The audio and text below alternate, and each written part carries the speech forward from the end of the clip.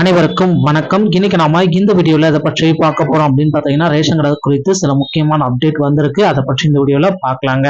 So result update வந்து பாத்தீங்கன்னா நம்ம இந்த வீடியோல முக்கியமா பார்க்க இருக்கோம்.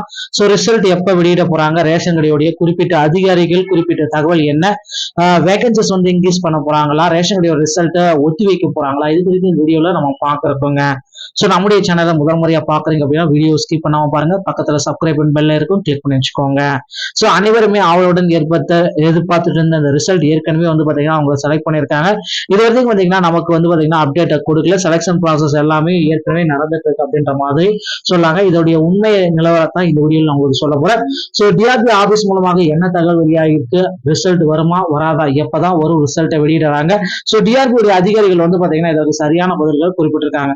ஸோ ரிசல்ட் வந்து பாத்தீங்கன்னா ப்ரிப்பரேஷன் ப்ராசஸ் எல்லாமே தயாரிக்கும் பணிகள் 99.9% முடிவடைக்கப்பட்ட நிலையில இன்னும் 1% வந்து பாத்தீங்கன்னா விரைவில் முடிக்கப்படும்.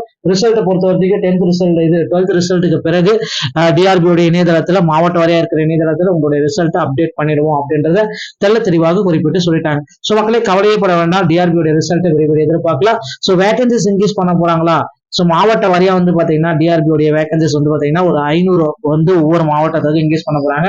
ஸோ கண்டிப்பா வந்து பாத்தீங்கன்னா டிஆர்பி உடைய வேகன்சிஸ் இந்த ஆண்டு இன்க்ரீஸ் ஆகிறதுல உறுதி. ஸோ கவலைப்பட வேண்டாம். இந்த ரேஷன் கடை சம்பந்தமான செய்திகள் அனைத்தும் உடனுக்குடன் பெற நம்முடைய சேனல் இணைந்திருங்கள். மீண்டும் ஒரு நல்ல தகவலோட நான் உங்களை சந்திக்கிறேன். நன்றி, வணக்கம், தேங்க்யூ.